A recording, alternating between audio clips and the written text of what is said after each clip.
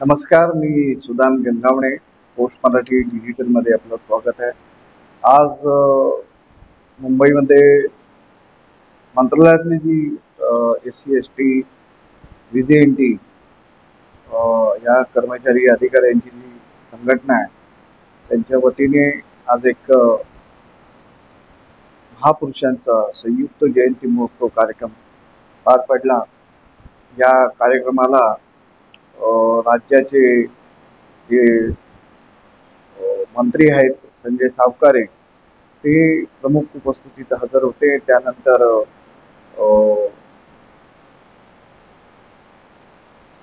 हर्षदीप कांबळे जे IAS आहेत ते देखील होते. त्यानंतर राज्याचे मुख्य सचिव जे आहेत सुजाता सौनिक मॅडम त्या देखील हजर होत्या. आणि शिवराय ते भीमराय असा एक संवादाचा कार्यक्रम होता.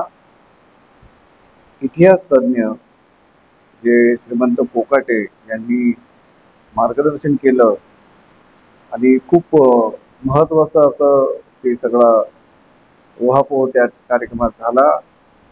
शिवराय ते भीमराय म्हणजे महापुरुषांचं योगदान चळवळीमध्ये कशा पद्धतीचं होतं आणि आत्ताचं जे तरुण वर्ग आहे त्यांनी नेमकं कसं काम केलं पाहिजे या संदर्भात त्यांनी मार्गदर्शन केलंय. आणि 6व्या माळ्यावर हा कार्यक्रम होता. भारत वानखेडे हे यांच्यासोबत SC ST संघटनेचे जे कर्मचारी आहेत अधिकारी आहेत त्यांनी सगळ्यांनी या कार्यक्रमाला हजेरी लावली. त्याचबरोबर खूप मेहनत देखील केलेली आहे. हा कार्यक्रम जेव्हा सुरू झाला भारत वानखेडे यांचं तिथे छोटंसं भाषण झालं कार्यक्रमाच्या सुरुवातीला.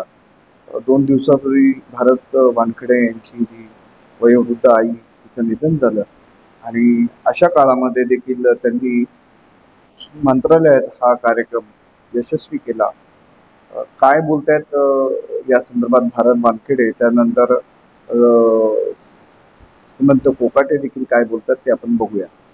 की आम्ही तुमच्या कुटुंबातल्या या संस्थेचे सोबतची सगळी मंडळी आहात. आमच्या नावाच्या याचं कारण फक्त तुम्ही सांगा आम्ही हजर राहतो. आज कॅबिनेट असल्यामुळे खरं तर सगळे मंत्री महोदय येणार आहेत. सगळ्यांचा फोन आला.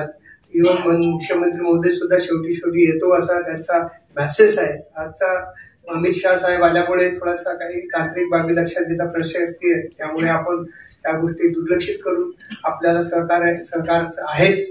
परंतु सर आपण गेले कित्येक वर्षापासून आपण आमच्या सोबत आम्हाला सदैव मदत करतात. गेल्या वर्षी आपले राज्याचे सामाजिक न्याय मंत्री डॉक्टर हर्षदीप कांबळे साहेबांच्या नेतृत्वाखाली आजपर्यंत काम करतोच, पण त्यांच्या अध्यक्षतेखाली भव्य कार्यक्रम झाला मागील वेळेला. आतापर्यंत सगळेच मान्य मंत्री मुख्यमंत्री हे सगळे उपस्थित राहतात. ह्या सभागृहामध्ये बघितलं तर संयुक्त महापुरुषांची जयंती महाराष्ट्रात एकमेव या पद्धतीची होत असेल मला असं खात्रीपूर्वक सांगायला काय हरकत नाही. आणि मंत्रालयामध्ये गेले 33 वर्षापासून आपण हे उपक्रम समितीच्या माध्यमातून संघटनेच्या माध्यमातून राबवतो. तरी आजच्या या संयुक्त महापुरुषांच्या जयंतीला आमच्या सर्वांना आदरणीय माननीय आमदार मंत्री सावकार साहेब, राज्याचे सामाजिक न्याय विभागाचे प्रधान सचिव डॉक्टर हर्षदीप कांबळे साहेब, त्याचबरोबर संपादिका बबन कांबळे साहेबांच्या सुपत्नी दैनिक सम्राटच्या कांबळे मॅडम, त्यांचे चिरंजीव आणि आज विशेष त्यांच्यासाठी आपण इथं आवर्जून आज महाराष्ट्रभर देशभर ज्यांचं ख्यातनाम नाव आहे असे आमचे श्रीमंत कोकाटे साहेब या ठिकाणी उपस्थित झालेले आहेत. तरी मी आज या संयुक्त महापुरुषांच्या जयंती दिनानिमित्त सर्व महापुरुषांना प्रथम त्रिवार अभिवादन करतो आणि सर्व मान्यवरांना मी धन्यवाद देतो. आणि या क्षेत्रामध्ये महाराष्ट्र इतरांपेक्षा वेगळा आहे. का वेगळा आहे तर आपल्या महाराष्ट्राला खूप मोठी परंपरा आहे. वैचारिक परंपरा, क्रांतीची परंपरा, कर्तृत्वाची परंपरा, ही खूप मोठी परंपरा आपल्या महाराष्ट्राला आहे.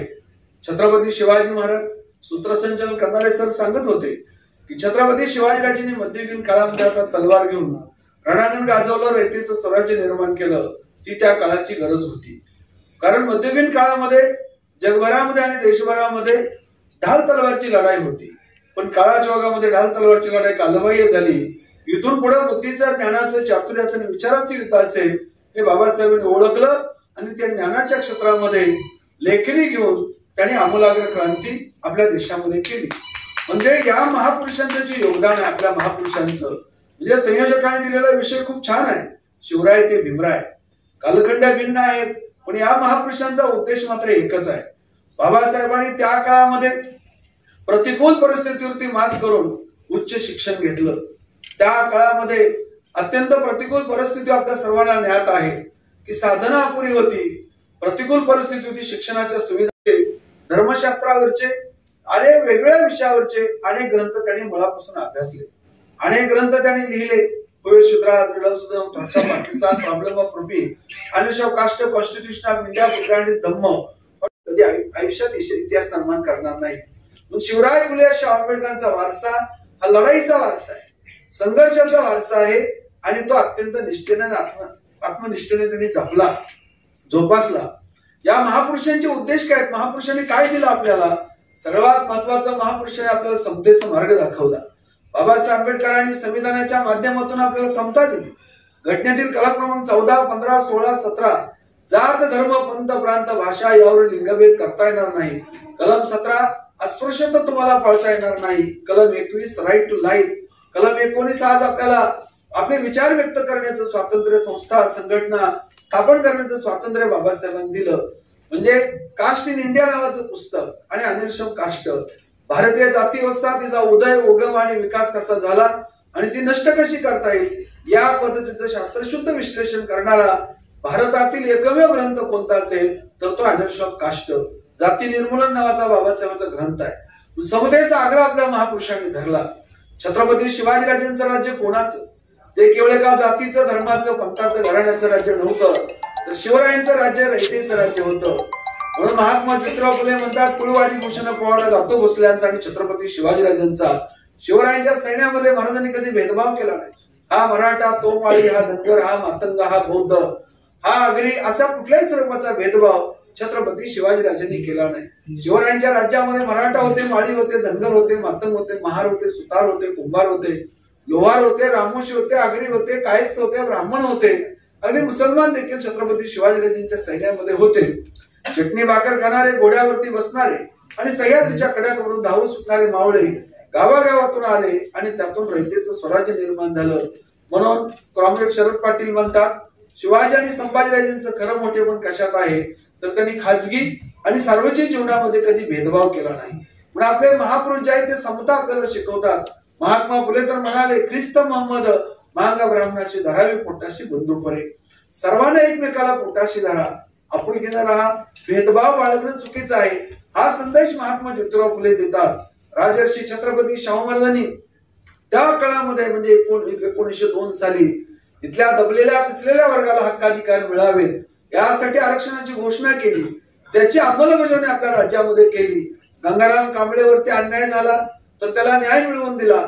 तिथपर्यंत थांबले नाही तर त्या गंगाराम कांबळेंना कोल्हापूरच्या अत्यंत महत्वाच्या ठिकाणी हॉटेल टाकून दिलं आणि त्यांचं हॉटेल चालावं यासाठी स्वतः जाऊन त्या हॉटेलमध्ये चहा पित असत.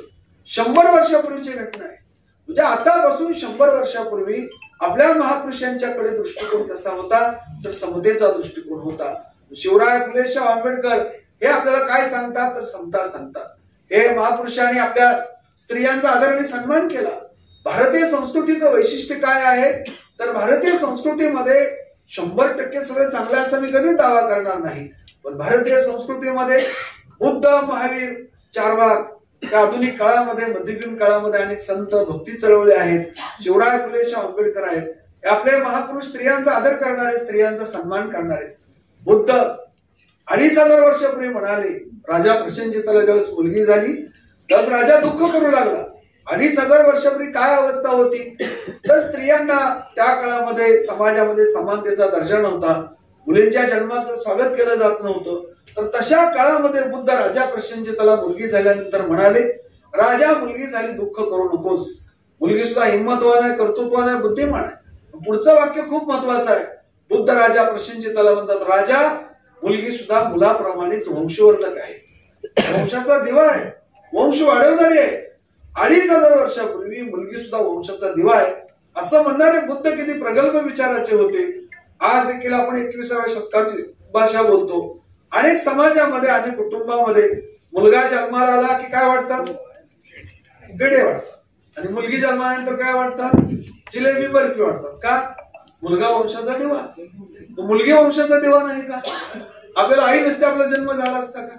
कल्पना करा, जगामध्ये 100% मुलं आहेत, एकही मुलगी नाही. मग मुलाचं लग्न काय माकडावर करायचं?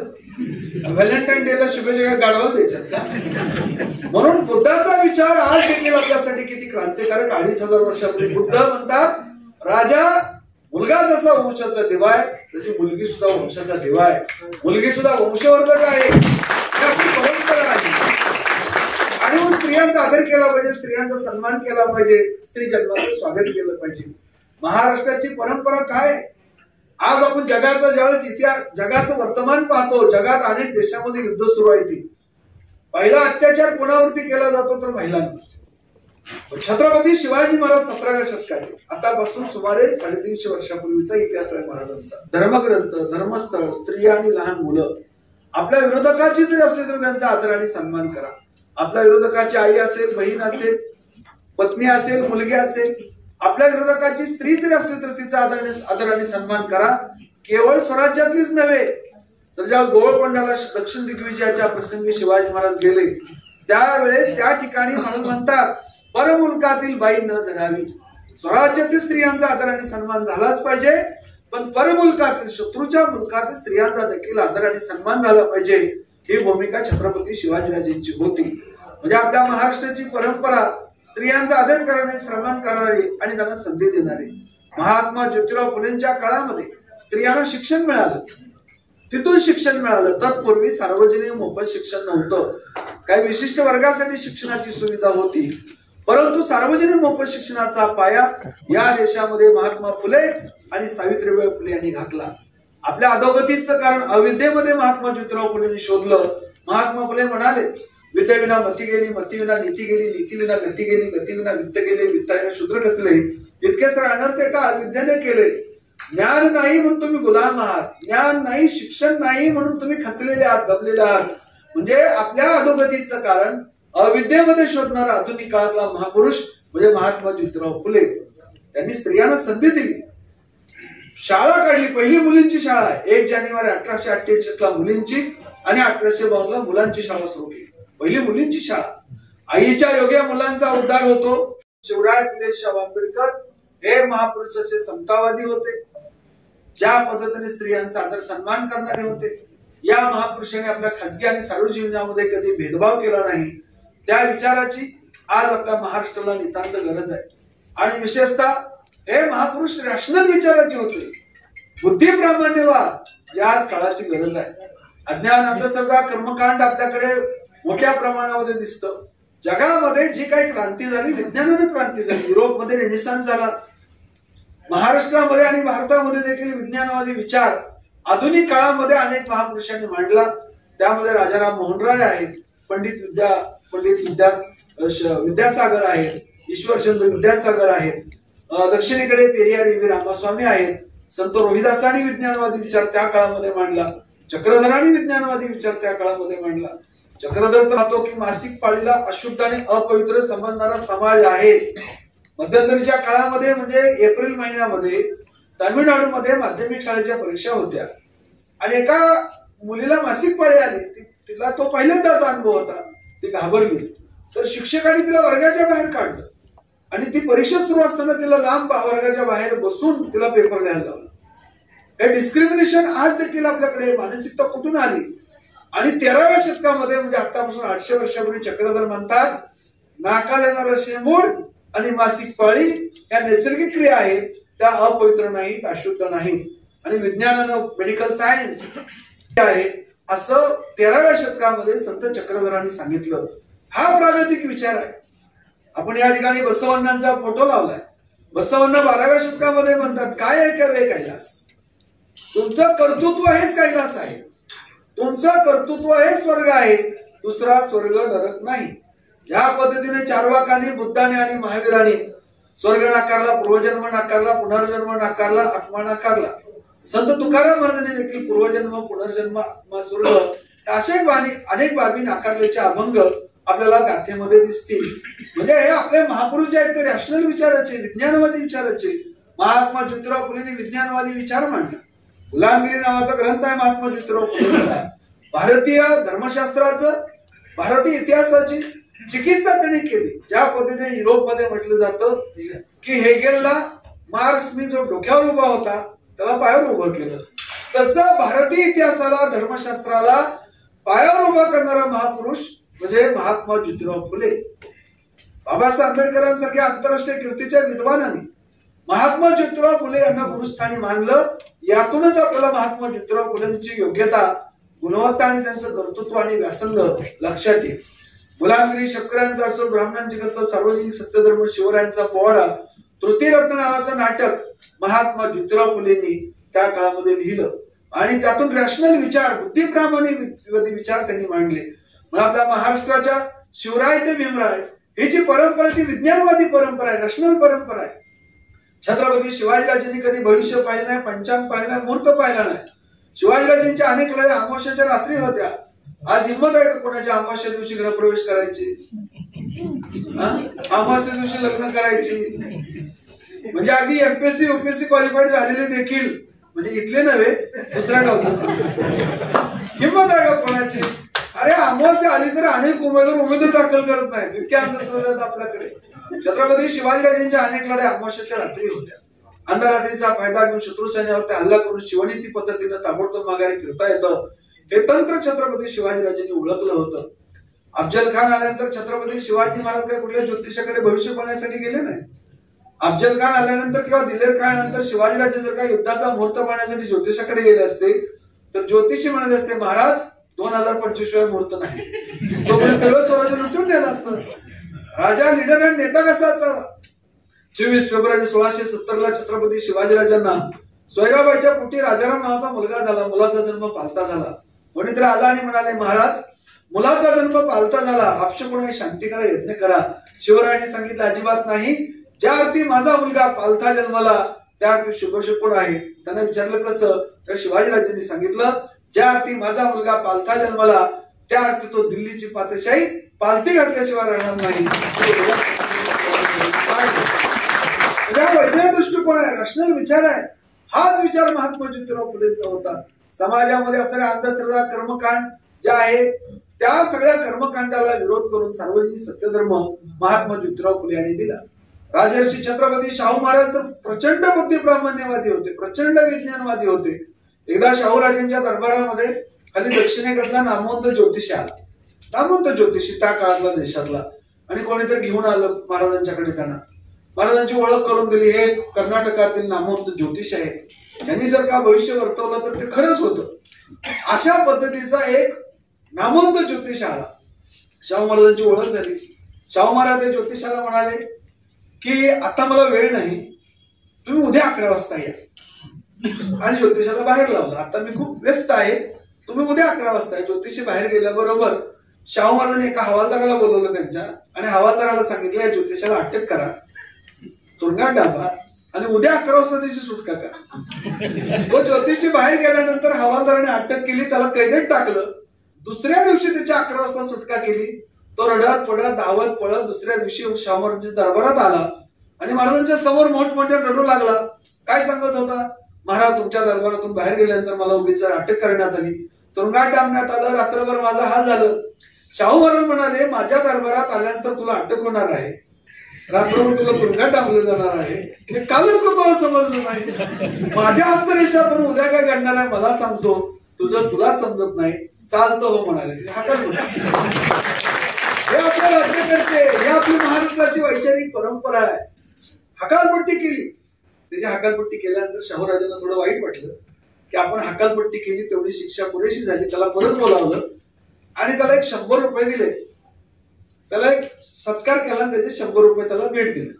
आता 100 वर्षापूर्वीचे 100 रुपये म्हणजे आता जे किती, त्या सोन्याचा भाव होता 20 रुपये तोळा 100 वर्षापूर्वी. तर 100 रुपये दिले, त्याला थोडा सन्मान केला. माझ्या राज्यात तू थांबू नकोस, निघून जा. त्याला 100 रुपये दिल्यानंतर ज्योतिषी म्हणाला, महाराज माझ्या नशिबातच होते, परत घ्या म्हणजे. बाबासाहेबांनी दिला. ते पत्रकार होते, संपादक होते. मूक नायक, बहिष्कृत भारत, जनता अशी नियतकालिका त्यांनी चालवली. पण पत्रकारितेचा उद्देश कशासाठी होता? परिवर्तनासाठी. सामाजिक जागृतीसाठी, राजकीय जागृतीसाठी, धार्मिक जागृतीसाठी आणि सांस्कृतिक जागृतीसाठी त्यांनी पत्रकारिता वापरली. पत्रकार, अँथ्रोपॉलॉजिस्ट, कास्ट इन इंडिया हा ग्रंथ म्हणजे बाबासाहेब आंबेडकर अँथ्रोपॉलॉजिस्ट. ते केवळ इकॉनॉमिस्ट नाही, PhD इकॉनॉमीवरती, MA इकॉनॉमीवरती, पण केवळ इकॉनॉमिस्ट नव्हे तर अनेक क्षेत्रामध्ये त्यांनी काम केलं. कुबेर शुद्राज नावाचा ग्रंथ त्यांच्या इतिहास तज्ञाची साक्ष देतो. इतिहासकार होते ते. इतिहासाचं महत्व त्या काळामध्ये बाबासाहेबांनी सांगितलं. आज देखील आपल्याकडे 21व्या शतकामध्ये काही लोक म्हणतात की आजच्या समस्या वेगळ्या आहेत, आजचे प्रश्न वेगळे आहेत. विज्ञानवादी जगामध्ये, ग्लोबल युगामध्ये लोकांना तुम्ही इतिहासाकडे का घेऊन चाललात? त्यासाठी बाबासाहेब म्हणाले की जो समाज, जो देश, जे राष्ट्र स्वतःचा इतिहास विसरतो तो समाज कधीच इतिहास घडवू शकत नाही. अन्यथा चुकीचे इतिहास सांगून तुम्हाला गुलाम बनवलं जातं. गुलामगिरीतून मुक्त व्हायचं असेल, तुम्हाला स्वतंत्र व्हायचं असेल आणि स्वाभिमानानं जगायचं असेल तर तुम्हाला पूर्व इतिहास माहिती पाहिजे. पूर्व इतिहास जर का ज्ञात असेल तर आजच्या समस्या काय आहेत, वर्तमानावरती मात करून भविष्यकाळ जिंकण्यासाठी आपल्याला इतिहासाची खूप नितांत गरज आहे. हा विचार देखील बाबासाहेबांनी मांडला. त्यांचा उद्देश काय होता तो त्यांनी सयाजीराव गायकवाडांना सांगितलं. ज्यावेळी ते मॅट्रिक्युलेशनच्या परीक्षेमध्ये उत्तीर्ण झाले, इथलं शिक्षण संपलं, परदेशामध्ये शिक्षणासाठी निघाले. महाराजा सयाजीराव गायकवाड महाराज यांच्या पाठीशी खंबीरपणे उभे राहिले, शिष्यवृत्ती मंजूर केली आणि एका औपचारिकतेचा भाग म्हणून ज्यावेळेस सयाजीराव मुंबईला आले तर बाबासाहेब भेटायला गेले. तर लहान आहेत, 22 ते 20 वर्ष आहे बाबासाहेब आंबेडकरांचं. अमेरिकेचा ज्यावेळेस निघाले आणि ते का अजून डॉक्टर बाबासाहेब आंबेडकर झालेले नाहीत, ते तरुण आहेत, एकदम कॉलेज कुमार आहेत. आणि त्या प्रसंगी सयाजीराव गायकवाडांनी बाबासाहेबांनी एक प्रश्न विचारला, एक फॉर्मॅलिटी म्हणून. एक शिष्यवृत्ती मंजूर झाल्यानंतर बाबासाहेब भेटायला गेल्यानंतर प्रश्न विचारला. आपण विचारतो, बाबासाहेबांना प्रश्न विचारला सयाजीरावांनी की अहो तुम्ही अमेरिकेमध्ये शिक्षणासाठी का चालतात? आज जर हा प्रश्न आपल्या मुलांना विचारला, आपल्या मुलांना जर का विचारला तुम्ही लंडनमध्ये, जर्मनीमध्ये, फ्रान्समध्ये, अमेरिकेमध्ये शिक्षणासाठी का चालला, तर आजची मुलं काय उत्तर देतील किंवा त्यांची पालक काय उत्तर देतील? तर MS व्हायचंय, डॉक्टर व्हायचंय, इंजिनियर व्हायचंय, मोठं घर घ्यायचं, चांगली नोकरी करायची, चांगली गाडी घ्यायची, हा उद्देश असतो. आणि हा काय वाईट नाही, चांगली गोष्ट आहे. बाबासाहेब आंबेडकर 22 वर्षाचे आहेत, कॉलेज जीवनामध्ये पदार्पण आहे. आणि त्यावेळेस बाबासाहेब आंबेडकरांना ज्यावेळेस विचारलं सयाजीरावांनी की तुम्ही अमेरिकेमध्ये शिक्षणासाठी का चाललात, तर बाबासाहेबांनी दिलेलं उत्तर आज देखील आपल्या सगळ्या नव्या पिढीसाठी किती प्रेरणादायक आहे. हे खरं तर पाठ्यपुस्तकातून शिकवलं पाहिजे. बाबासाहेब आंबेडकरांना ज्यावेळेस विचारलं तुम्ही अमेरिकेमध्ये शिक्षणासाठी का चाललात, तर बाबासाहेब म्हणाले महाराज शेकडो वर्षापासून अज्ञान, अंधश्रद्धा, कर्मकांड, दारिद्र्य आणि विषमता यामध्ये अडकलेल्या माझ्या समाज बांधवांना गुलामीतून बाहेर काढणं हेच माझ्या अमेरिकेतील शिक्षणाचं उद्दिष्ट आहे.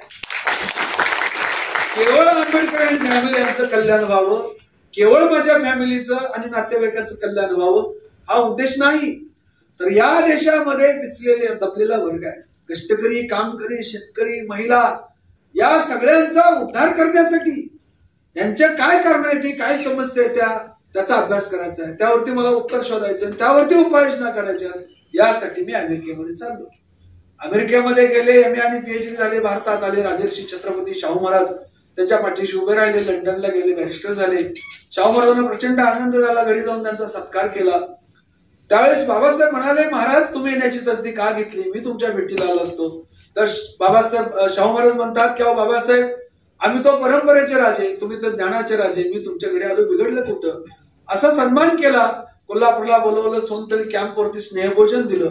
माणगावच्या परिषदेमध्ये शाहू महाराजांनी बाबासाहेब एकत्र आले. त्या प्रसंगी शाहू महाराजांनी म्हणाले की बाबासाहेब आता सगळ्यांचे नेते आहेत, उद्याचे मोठे नेते. त्यावेळेस बाबासाहेबांचं वय 29 आहे. 1920 ला बाबासाहेब 29 वर्षाचे आणि शाहू महाराज 46 वर्षाचे. त्यानंतर 2 वर्षांनी शाहू महाराजांचं निधन झालं 6 मे 1922 ला. बाबासाहेब पुढे खूप मोठे नेते होतील आणि ते झाले, कायदा मंत्री झाले, मजूर मंत्री झाले, देशाचं संविधान त्यांनी लिहिलं, एक महापुरुष झाले, धम्मचक्र प्रवर्तन त्यांनी केलं, मोठं काम केलं. पण ज्यावेळेस शाहू महाराज म्हणाले त्यावेळेस तर ते 29 वर्षाचे आहेत. शाहू महाराजांना तर ज्योतिषशास्त्र मान्य नव्हतं. मग कसं काय सांगितलं हे, तर त्यांनी बाबासाहेबांचा प्रामाणिकपणा पाहिला होता, बाबासाहेबांची विद्वत्ता पाहिली होती, बाबासाहेबांचा निर्भीडपणा पाहिला होता आणि त्या बळावरती त्यांनी भाकीत केलं आणि ते भाकीत बाबासाहेबांनी पुढे खरं करून दाखवलं. बॅरिस्टर होते, सिडनी महाविद्यालयामध्ये प्रोफेसर होते, सर्वांचा त्याग केला. स्वतःचा विचार केला असता बाबासाहेबांनी कुठेच फिरायचं नाही, फक्त स्वतःचा विचार. त्या काळामध्ये जागतिक कीर्तीचे विद्वान होते. विज्ञान महाविद्यालयामध्ये प्राध्यापक पदासाठी अर्ज केला, 11 अर्ज आले होते. लंडनमध्ये शिक्षण खात्यातले वरिष्ठ अधिकारी बसत होते. लंडनच्या कमिटीने त्यांची निवड केली. म्हणजे त्यांनी स्वतःचा विचार केला असता तर आज खूप मोठे राहिले असते. पण त्यांनी स्वतःचा विचार केला नाही, राजीनामा दिला. सर्व जीवनामध्ये ते उतरले, देशभर फिरले, संशोधन केलं, प्रबोधन केलं, गावागावात गेले, ज्ञानाचं महत्व सांगितलं, अंधश्रद्धेवरती वार केला, विषमतेच्या विरुद्ध ते लढले. म्हणजे स्वतःसाठी जगले नाहीत बाबासाहेब आंबेडकर. जे स्वतःसाठी जगतात ते जिवंतपणे मेलेले असतात, जे दुसऱ्यासाठी जगतात ते मृत्यूनंतर देखील जिवंत असतात. आपण बुद्धाचं, महावीराचं, शिवछत्रपतींचं नाव घेतो, शाहू महाराजांचं, महात्मा फुले बाबासाहेबांचं नाव घेतो का? तर हे महापुरुष केवळ स्वतःसाठी, कुटुंबासाठी जगले नाहीत, तर देशासाठी जगले, सर्वांसाठी जगले. आज बाबासाहेबांचे पुतळे देशभर आहेत. पण जगातला पहिला पुतळा भाई माधवराव बागल, जे शेतकरी कामगार पक्षाचे मोठे नेते होते, मराठा समाजातील मोठे विद्वान होते, कोल्हापूरचे, बिंदू चौकामध्ये 9 डिसेंबर 1950 साली महात्मा फुले आणि बाबासाहेब आंबेडकरांचा पुतळा त्यांनी उभारला. हा जगातला पहिला पुतळा आहे. का पुतळा उभारावा वाटला असेल त्यांना? तर जात, धर्म, पंथ, प्रांत, भाषा, लिंग या भेदाच्या पलीकडे जाऊन आपल्या महापुरुषांनी काम केलेलं आहे. मग शिवाजी महाराज असतील, बुद्ध असतील, महावीर असतील, बाबासाहेब, महात्मा फुले, शाहू महाराज यांचं काम केवळ एका जातीसाठी, एका धर्मासाठी, एका पंथासाठी, एका समुदायासाठी किंवा एका राज्यासाठी नव्हतं, तर यांचं कार्य सर्वांसाठी होतं. पण त्यांच्या ग्रंथाची, त्यांच्या पुस्तकाची आज देखील नितांत गरज आहे. जसे या देशामध्ये मुलींची शाळा महात्मा फुले, सावित्रीबाई फुलेंनी सुरू केली, ज्या पद्धतीने बाबासाहेबांचा जगातला पहिला पुतळा भाई माधवराव बागल यांनी उभारला, शिवजन्मोत्सवाला सुरुवात महात्मा ज्योतिराव फुलेंनी केली, तसा आपण कधी विचार केला का की जय भवानी जय शिवाजी घोषणा कुठून आली? तर जय भवानी जय शिवाजी घोषणा या देशामध्ये प्रथमतः भारतरत्न डॉक्टर बाबासाहेब आंबेडकरांनी दिली. महाराष्ट्राच्या 14 कळ्याच्या प्रसंगी त्यांची घोषणा होती, शिवाजी महाराज की जय, जय भवानी जय शिवाजी. त्यानंतर ते बाबासाहेब महाडवरून किल्ले रायगडावरती गेलेले आहेत आणि बहिष्कृत भारतमध्ये सगळा वृत्तांत आलेला आहे. बाबासाहेबांना सहकार्यांना घेऊन रायगडाच्या पायथ्याला गेले, तिथं मुक्काम केला. दुसऱ्या दिवशी उठून सकाळ सकाळ ते रायगडावरती गेले आणि रायगडावरती जाताना छत्रपती शिवाजीराजांच्या घोषणा देत होते. गडावरती गेले, शिवरायांच्या समाधी दर्शन घेतलं, गडावरती त्या दिवशी मुक्काम केला, थांबले. दुसऱ्या दिवशी आले आणि ते म्हणतात की गडावरती महाराजांची समाधी आहे पण पुतळा नाही, आपण पुतळा बनवून घेऊया. आणि महाड या ठिकाणी गजानन वडके नावाचे शिल्पकार होते, त्या शिल्पकाराला भेटले आणि बाबासाहेबांनी छत्रपती शिवाजीराजांच्या मूर्ती नव्हे मूर्त्या तयार करून घेतल्या, असा उल्लेख बहिष्कृत भारतमध्ये येतो. बदलापूर या ठिकाणी छत्रपती शिवाजीराजांचं त्रिशताब्दी महोत्सव वर्ष झालं, 300वी जयंती मोठी, आणि त्या 300व्या जयंतीचे प्रमुख पाहुणे होते भारतरत्न डॉक्टर बाबासाहेब आंबेडकर. आणि त्यामध्ये छत्रपती शिवाजीराजांचा इतिहास त्यांनी मांडला, प्रदीर्घ सुमारे 1.5 तास भाषण केला असा उल्लेख येतो. आणि शूद्राज नावाचा जो ग्रंथ आहे, भारतातील जो काही राजकीय संघर्ष आहे, सांस्कृतिक संघर्ष आहे, तो त्यांनी त्या शूद्राज मध्ये बाबासाहेबांनी मांडलेला आहे. आणि त्यामध्ये उत्तरार्ध म्हणजे शिवचरित्र आहे. म्हणून शिवाजी महाराज आणि बाबासाहेबांचं नातं आहे, अतूट नातं आहे. कारण महापुरुषांचा कालखंड भिन्न आहे, साधनं भिन्न आहे ती, पण उद्देश एकच आहे. काय उद्देश आहे? समतावादी राज्य, स्त्रियांचा आदर सन्मान, बुद्धी प्रामाण्यवादी दृष्टिकोन, अशा पद्धतीचे विचार आपल्या महापुरुषांचे होते. आज आपण 21व्या शतकात आहोत. शिवाजी महाराज, बाबासाहेब, महात्मा फुले, शाहू महाराज आज नाहीत, ते आपल्यातून निघून गेले, पण त्यांचे विचार आणि कार्य कायमस्वरूपी जिवंत आहे. महापुरुष हे शरीराने जातात, पण त्यांचे विचार आणि ते कायमस्वरूपी जिवंत असतात. या महापुरुषांची केवळ एका समुदायाला, एका राज्याला नव्हे, तर आपल्या देशाला गरज आहे. आज देशामध्ये खूप मोठा आपण पाहतो जातीव्यवस्था आहे, परिपूर्ण अजून समता आलेली नाही, अंधश्रद्धा आपल्या देशामध्ये आहे, स्त्रियांचं शोषण आज देखील आपल्या देशामध्ये सुरू आहे. तर या सगळ्यावरती उपाय काय? तर आपल्या महापुरुषांचे विचार. आपल्याला आपण पण वर्तमानपत्रामध्ये वाचतो, टीव्हीवरती पाहतो की आपला महाराष्ट्र हा महापुरुषांनी घडवलेला महाराष्ट्र आहे. आपले महापुरुष जसे विज्ञानवादी समतावादी होते तसे ते निर्व्यसनी पण होते. छत्रपती शिवाजीराजांना प्रत्यक्ष पाहणारे निकोला मनुची, ॲबे करे, ईश्वरदास नागर, बेन्सन सक्सेना लिहून ठेवतो की शिवरायांच्या राज्यामध्ये मद्याला प्रतिष्ठा नव्हती. महाराज जसे निर्व्यसनी होते तसे त्यांचे मावळे निर्व्यसनी होते. महात्मा फुलेंनी शेतकऱ्यांच्या आश्रममध्ये सांगितले कसं निर्व्यसनी राहिलं पाहिजे आपण, व्यसनाधीनतेमुळे काय होतं. शाहू महाराजांच्या चरित्रामध्ये असा उल्लेख आहे की शाहू महाराजांचे काही नातेवाईक आणि आप्त, काही मित्र जे राज्याच्या बाहेरून आलेले होते आणि एका निवासस्थानी ते दारू पित होते, परदेशातली दारू आणून. शाहू महाराजांना समजलं, शाहू महाराज स्वतः गेले आणि असं मोठं लोखंडी पहार घेऊन गेले आणि सगळ्या बाटल्या फोडून टाकल्या दारूच्या आणि म्हणजे आता बाटल्या फोडलेत पहिल्यांदा. पुन्हा जर मला दिसाल तर त्याचे परिणाम तुम्हाला बघावे लागतील. दारूच्या सगळ्या बाटल्या फोडून टाकल्या आणि त्या बाटल्या कशा होत्या, परदेशातल्या होत्या. खूप दिवसाची दारू खूप महाग असते वाटते, सगळ्या फोडून टाकल्या शाहू महाराजांनी. बाबासाहेब लंडनला राहिले, अमेरिकेमध्ये राहिले, उभ्या आयुष्यात मद्याला स्पर्श केला नाही. बाबासाहेब निर्व्यसनी होते, शिवाजी महाराज निर्व्यसनी होते. आज आपण वर्तमानपत्रामध्ये वाचतो पुणे, मुंबई, दिल्ली, कलकत्ता, चेन्नई, बेंगलोर अशा अनेक शहरात जी मुलं शिक्षण घेतात आपली मेडिकल, इंजिनिअरिंग, फार्मसी, वेगळ्या ठिकाणी अंमली पदार्थाच्या विळख्यामध्ये अडकलेले आहे. मी पुण्यात राहतो साहेब, त्यामुळे साहेब वाईट परिस्थिती आहे. मुलं मुली अंमली पदार्थाच्या विळख्यात अडकलेले आहेत. जी मुलं मुली अंमली पदार्थ घेत नाही त्यांना गावंढळ समजलं जातं. गावंढळ, अडाणी, इतकी वाईट परिस्थिती आहे.